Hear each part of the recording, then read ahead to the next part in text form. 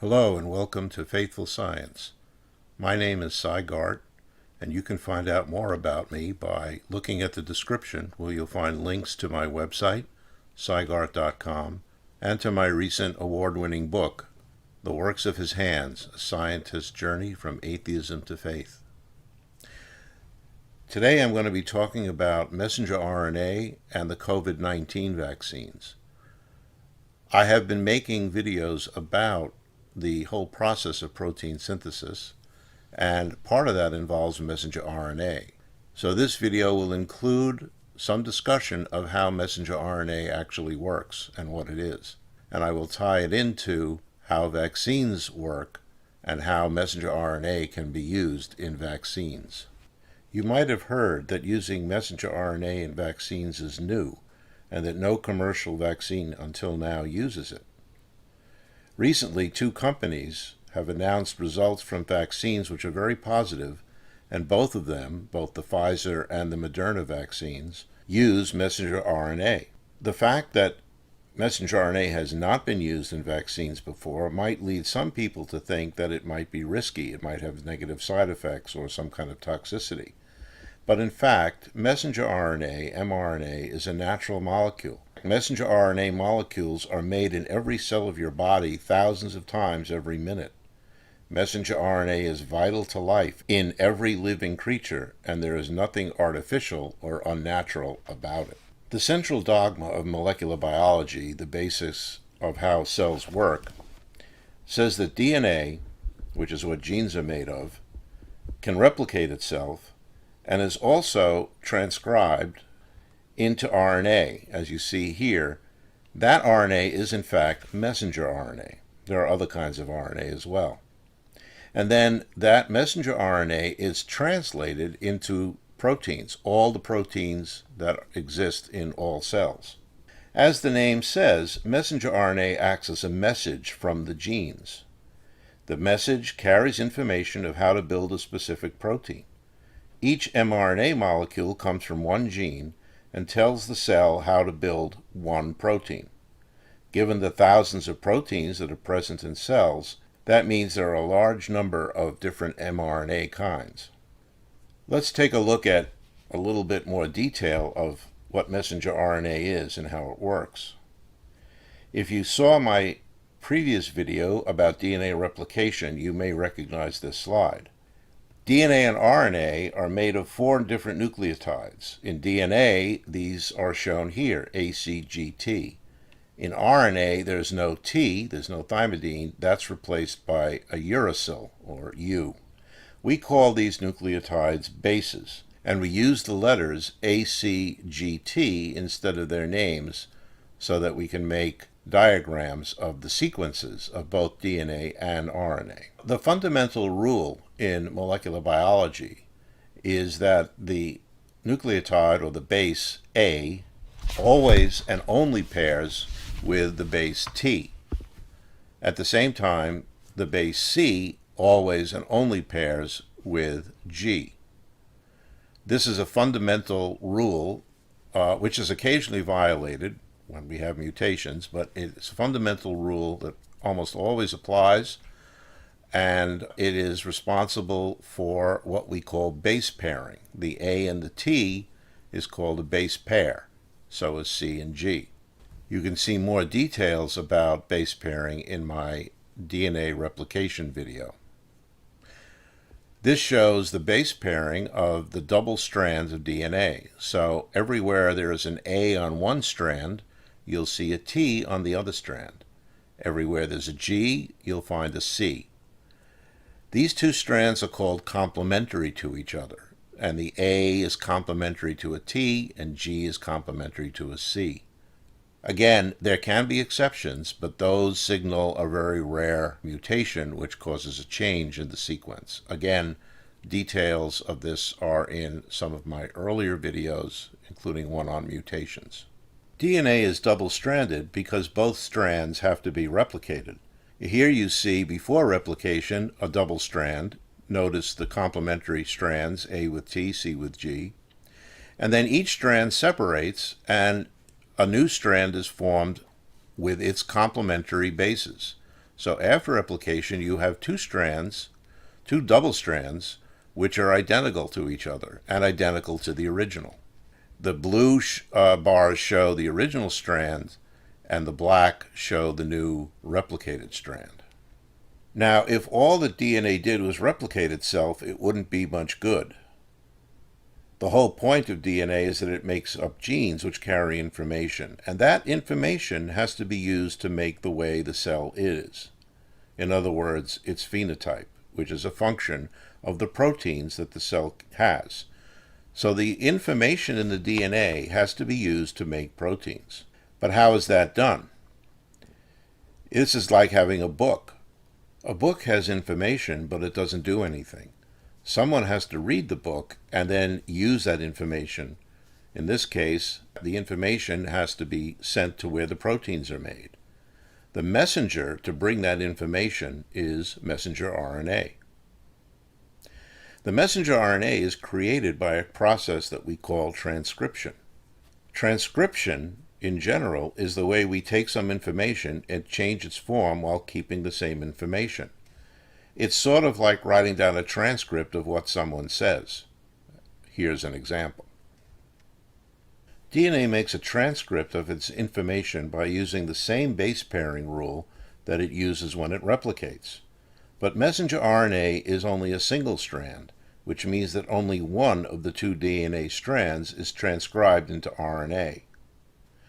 The process of messenger RNA synthesis, or transcription from a DNA gene, is straightforward, although, of course, like in all biology, it's more complex in the details. Once the base pairing is complete, the messenger RNA undergoes some processing and leaves the nucleus, where the DNA is, and moves through the cell to one of the many protein synthesizing machines called ribosomes. Ribosomes are also made of RNA, with some protein as well. At the ribosome, shown here in yellow, the information carried from the gene by the messenger RNA is converted into a specific protein sequence of amino acids by an extremely complex process called translation. As I said earlier, I'm going to be making several videos about this process, which is truly amazing.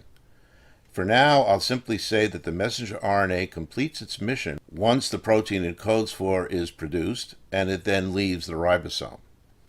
You also see in the top part of this some other structures, which are amino acids and another kind of RNA called transfer RNA.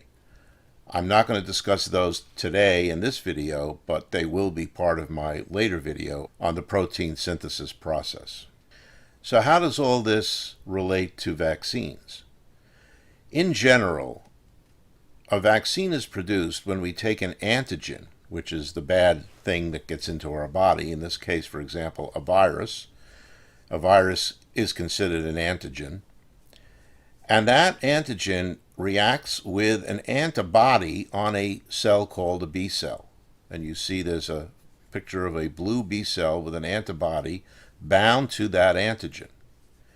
The binding of the antigen to the antibody on the surface of the B cell causes the B cell to make many more antibodies specific for that antigen. And the B cell itself then divides and forms many cells which remain in the body. In this way, your body has a backup of B cells which make antibodies specific for that antigen. In this case, for example, what's pictured is the coronavirus. Now, this is the normal antibody response that you would get if you were actually infected with a virus, and you then create antibodies to that virus which allow you to not be infected again. What about the mRNA vaccine? The way that works is the mRNA is put into a cell, and it codes for, as we saw before, a specific protein. But in this case, it's not one of the cellular proteins. It's the spike protein, which is part of the coronavirus particle.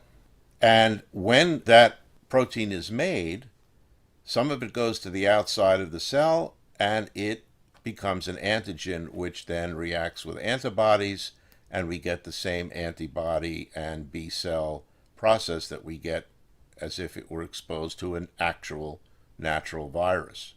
But there's no virus involved, there's no danger from using either a dead or a live virus, and all we get is the spike protein, which by itself does no damage whatsoever.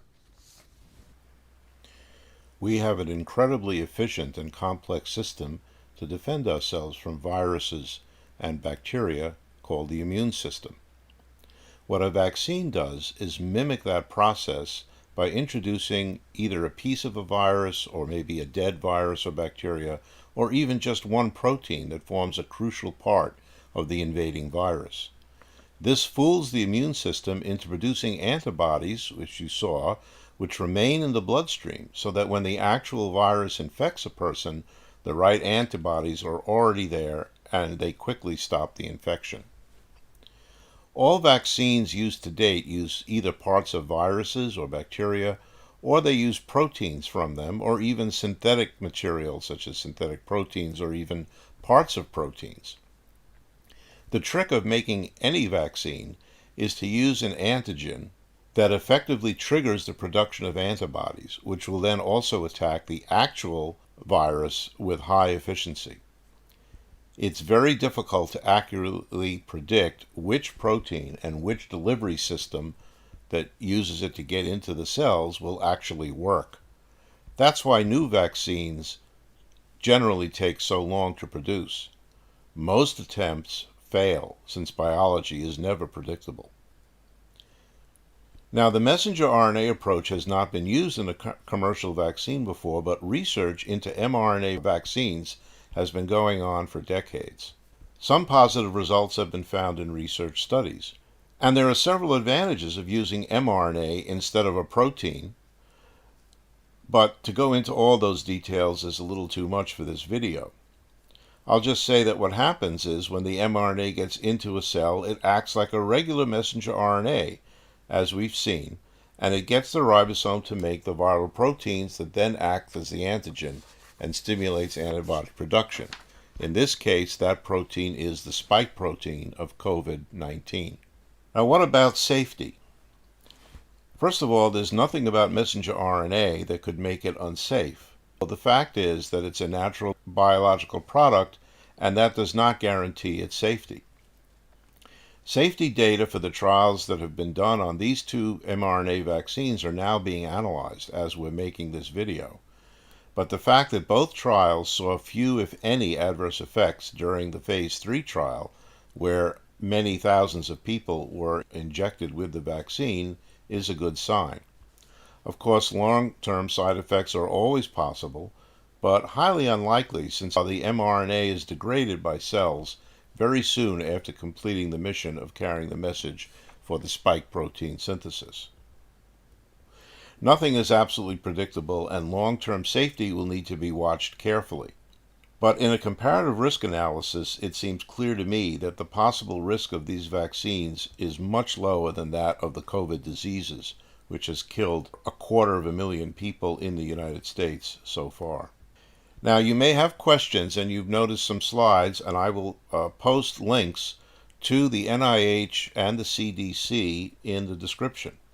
If you have any questions, please leave them in the comments section, and I will try to answer them. Meanwhile, please stay safe, practice social distancing, wear masks, and do not give up hope. It looks as if one or both or more of these vaccines will be effective and safe, and that will be our best chance to finally get out of this horrendous pandemic situation. And with that, I will close and ask that you comment with any questions or comments that you have, subscribe to the channel, be safe, and God bless you all.